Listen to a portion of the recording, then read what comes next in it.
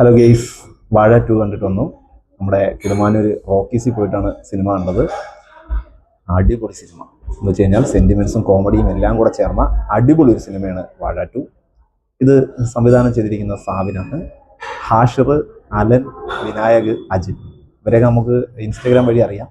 ഇവരാണ് ഈ സിനിമയിലെ പ്രധാന കഥാപാത്രങ്ങളായിട്ട് വരുന്നത്. കൂടെ ബിജുക്കുട്ടൻ ഉൾപ്പെടെയുള്ള സീനിയർ താരങ്ങളുണ്ട്. സിനിമയിലേക്ക് കൂടുതലായിട്ട് ഞാൻ ഒന്നും കടക്കുന്നില്ല. അടിപൊളി പടം എന്ന് വെച്ച് കഴിഞ്ഞാൽ ഇപ്പോഴത്തെ യുവതലമുറ കാണേണ്ടുന്ന ഒരു സിനിമ. നമ്മൾ കരിങ്കിലും മറ്റുമൊക്കെ ഒരുമിച്ചിരുന്ന ട്രെയിലറിൽ തന്നെ നമ്മളത് കണ്ടു കഴിഞ്ഞു. ഒരുമിച്ചിരുന്ന പല കൂട്ടുകാരും കുറച്ച് നാൾ കഴിയുമ്പോഴത്തേക്ക് ഒരുമിച്ച് കാണത്തില്ല. പിന്നെ ഇന്നത്തെ തലമുറ നേരിടുന്ന ഡ്രഗ്സ് പോലുള്ള പ്രശ്നങ്ങൾ കൃത്യമായിട്ട് സിനിമ അവതരിപ്പിച്ചിട്ടുണ്ട്. സ്കൂളിൽ അധ്യാപകർ, മുരട്ട് സ്വഭാവമുള്ള അധ്യാപകൻ, അതോടൊപ്പം തന്നെ സ്നേഹനിധിയായ അധ്യാപകർ, പിന്നെ ഗോസിപ്പ് പറയുന്ന അധ്യാപകർ, അവരെല്ലാം കൃത്യമായിട്ട് സിനിമ തുറന്ന് കാണിക്കുന്നുണ്ട്. അവർക്ക് ഒരു വിചാരമുണ്ട്, വിദേശത്ത് പോയി കഴിഞ്ഞ് കഴിഞ്ഞാൽ ആനയാണ്, ചേനയാണ്, അവിടുത്തെ ജീവിതം എന്ന് പറയുന്നത് അടിപൊളിയാണ്, നൈറ്റ് ലൈഫ് സൂപ്പറാണ് എന്നൊക്കെ. അതെല്ലാം വാഴ പൊളിച്ചടുക്കിയിട്ടുണ്ട്.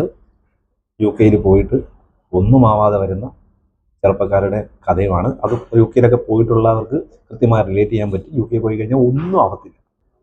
പിന്നെ സിനിമയിലേക്ക് വരുമ്പോഴത്തേക്ക് ഒരുപാട് യുവത്വത്തിൻ്റെ പൾസ് അറിഞ്ഞാണ് വിപിൻ ദാസ് തിരക്കഥ എഴുതിയിരിക്കുന്നത്. കുടുംബ ബന്ധങ്ങളുടെ കഥ, കുടുംബത്തിൽ ഈ സാധാരണക്കാരായ 4 ചെറുപ്പക്കാർ, അവരുടെ ജീവിതത്തിൽ ഉണ്ടാകുന്ന സംഗതികൾ, അതെല്ലാം ഇതിൻ്റെ അകത്തുണ്ട്. പിന്നെ ഇതിൻ്റെ അകത്ത് ഒരു നെഗറ്റീവായിട്ട് എനിക്ക് പറയാനുള്ളത്, സിനിമയുടെ പേര് വാഴ എന്നാണ്. കഴിഞ്ഞ പടത്തിൻ്റെ ബാക്കിയായിട്ടാണ് ഈ സിനിമ വരുന്നത്. കഴിഞ്ഞ പടത്തിൽ ഇവർ വാഴക്കൃഷി തുടങ്ങുന്ന ഒരു ഇത് കാണിച്ചുകൊണ്ടാണ് അവസാനിക്കുന്നത്. പക്ഷെ അതുമായി ബന്ധപ്പെട്ടുള്ള കാര്യങ്ങളൊന്നും ഈ സിനിമയിൽ ചർച്ച ചെയ്തില്ല എന്നുള്ളൊരു കാര്യമുണ്ട്. പിന്നെ സിനിമയുടെ സെൻറ്റിമെൻറ്റ്സ് എല്ലാം വളരെ അടിപൊളിയായിരുന്നു. എൻ്റെ കൂടെ അനന്തഗോപനാണ് വന്നത്. സിനിമ കണ്ടപ്പോൾ സത്യത്തിൽ ഞാൻ ഇടയ്ക്ക് നോക്കിയപ്പോൾ എൻ്റെ കണ്ണ് നിറഞ്ഞിട്ട് ഞാൻ അനന്തഗോപൻ നോക്കിയപ്പോൾ അനന്തോടെ തേങ്ങി കരയുകയാണ്. അപ്പോൾ അമ്മാതിരി നമുക്ക് നമ്മുടെ ഹൃദയത്തിൽ സ്പർശിക്കുന്ന കുറേ രംഗങ്ങളുണ്ട്. പിന്നെ ഇൻ്റർവ്യൂവിന് ശേഷം അൽഫോൺസ് പുത്രൻ്റെ കുറച്ച് രംഗങ്ങളുണ്ടായിരുന്നു. ആ രംഗങ്ങൾ കുറച്ചുകൂടെ ചുരുക്കാമായിരുന്നു എന്ന് തോന്നുന്നു. ആ സമയത്ത് കുറച്ച് ബോറടിച്ചു. അല്ലാതെ ഇതിൻ്റെ കോമഡി എന്നൊക്കെ പറഞ്ഞു കഴിഞ്ഞാൽ അടിപൊളി കോമഡിയാണ്. നല്ല രീതിയിലാണ് ഇതിൻ്റെ കോമഡി എല്ലാം മുമ്പോട്ട് പോകുന്നത്. ഈ സിനിമ എന്തായാലും തിയേറ്ററിൽ പോയി നിങ്ങൾ കാണണം. കണ്ട് നിങ്ങളുടെ അഭിപ്രായങ്ങൾ പറയണം. പിന്നെ അതിലെ പാട്ടുകൾ ഒരു രക്ഷയില്ല. പാട്ടുകളെല്ലാം സിനിമയെ ബ്ലെൻഡ് ചെയ്യുന്ന രീതിയിലാണ് പാട്ടുകൾ. വാഴ എന്ന് പറയുന്ന പാട്ടൊക്കെ ഇറങ്ങിയപ്പോൾ ആൾക്കാർ ഒരുപാട് നെഗറ്റീവ് പറഞ്ഞെങ്കിൽ ആ സിനിമയുമായിട്ട് കണ്ടു പോകുമ്പോഴത്തേക്ക് അത് നല്ല ബ്ലെൻഡ് ചെയ്താണ് പോകുന്നത്. പിന്നെ ഇതിൻ്റെ സിനിമോട്ടോഗ്രാഫിയും എല്ലാം അടിപൊളിയാണ്.